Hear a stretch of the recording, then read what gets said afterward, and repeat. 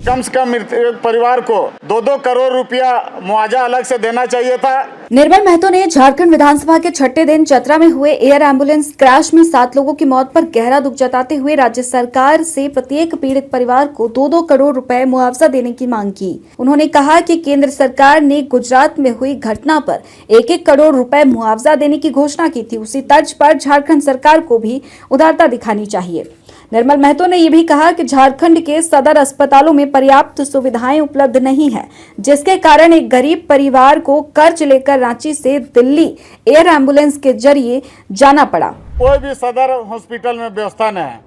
इस पे कहीं पे सरकार का ध्यान नहीं है। एक गरीब परिवार कर्जा लेकर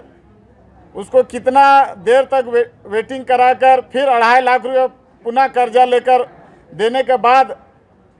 एयर एम्बुलेंस से दिल्ली जा रहा था, उस पर भी सरकार संज्ञान लेना चाहिए और कम से कम मृतक परिवार को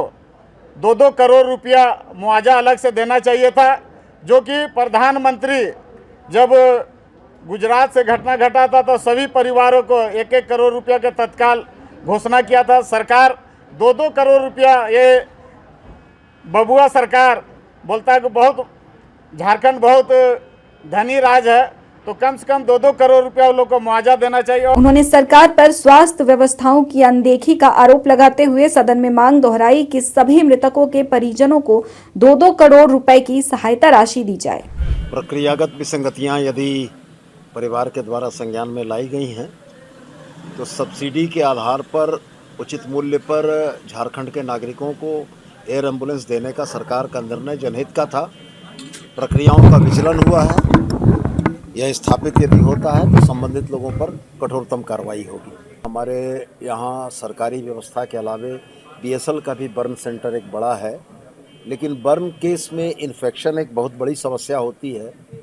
और सामान्य तौर पर हम लोगों ने यही देखा है कि 30% से ज़्यादा बर्निंग केस वाला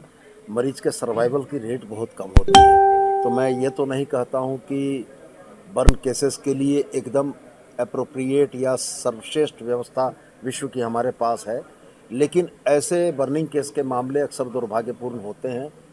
और आंकड़ों की बात तो मैं नहीं करना चाहूँगा, लेकिन ये ज़रूर करना चाहूँगा कि इस्टेब्लिश्ड फैक्ट यही है कि 30% से ज़्यादा के बर्निंग केसेस में रिकवरी बड़ी